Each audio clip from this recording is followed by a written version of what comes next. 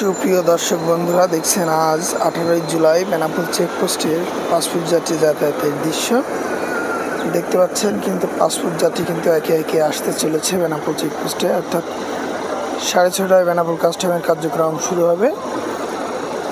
এখন বাজে 6:10।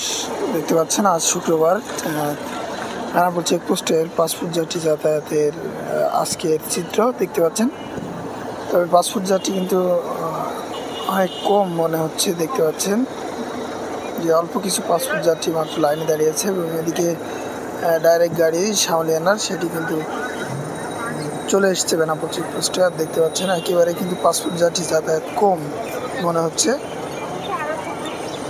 দর্শক, মাত্র ব্যাংক আসলো, দেখতে পাচ্ছেন সোনালী ব্যাংকের যে কর্মকর্তারা তারা কিন্তু আসছে, এখনও ব্যাংক মাত্র আসলো।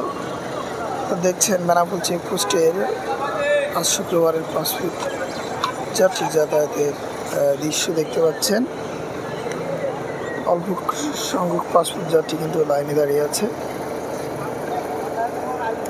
দর্শক, ভিডিওটি কে কোথা থেকে দেখেছেন অবশ্যই কমেন্ট করে জানাবেন।